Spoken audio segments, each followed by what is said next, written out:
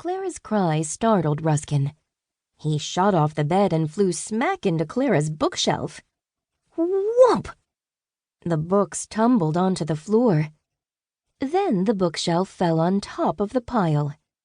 Ruskin scampered into a corner. Clara shook her head. "Are you okay?" Ruskin whimpered. Clara hopped out of bed and ran to his side. She patted him on the head. "Shh, it's all right," she said calmly. "Now, how did you get in here?" Ruskin shrugged. "Of course you can't tell me." "You can't talk," Clara said with a chuckle. "Well, let's get you back to the castle. Lucas must be looking for you." After getting dressed, Clara walked Ruskin home. This time the streets were full of vendors and shoppers. It didn't look anything like the creepy world she had seen in her dream. But something still seemed off. Clara noticed that the townspeople looked tired.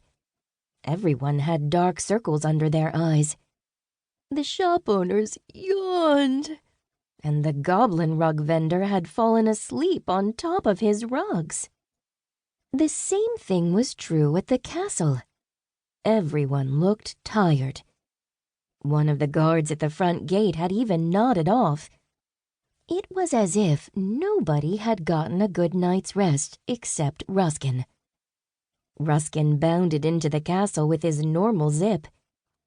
Clara followed him directly to the dragon's favorite place, the kitchen.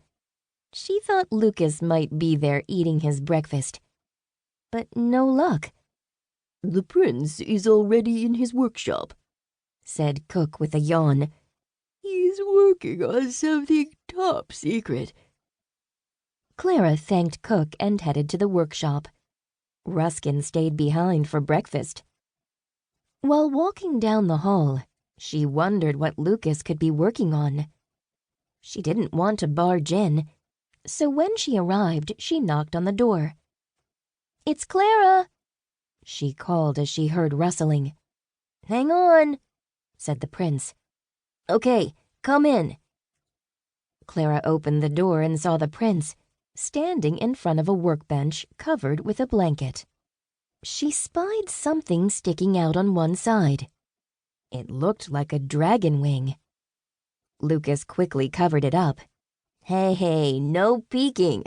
I want my new invention to be a surprise." Clara rolled her eyes. Okay, no peeking. But listen to this. She told Lucas about her dream and how she had woken up with Ruskin sleeping at the foot of her bed. "That is weird," the prince said. "I wonder why Ruskin slept at your house. He's never done that before." Clara shrugged. "I'm more worried about my dream. Do you think it could have been real?" Lucas laughed. "Of course not, silly. It was only a dream." Chapter 3. A Nightmare. That night, Ruskin slept in Lucas's room.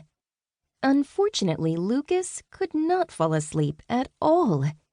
He kept thinking about his invention. It was so close to being finished.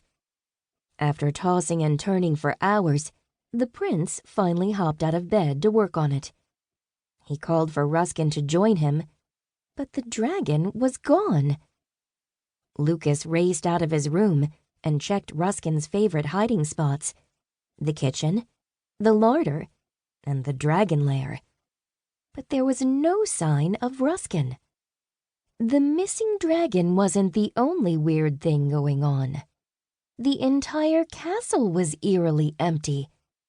Lucas couldn't even find his mother and father, the queen and king. Something is terribly wrong, the prince thought. Then Lucas heard a sound.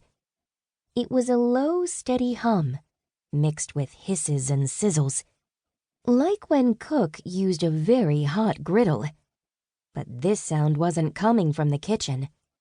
It was coming from the prince's workshop. Lucas slowly opened the door to discover Ruskin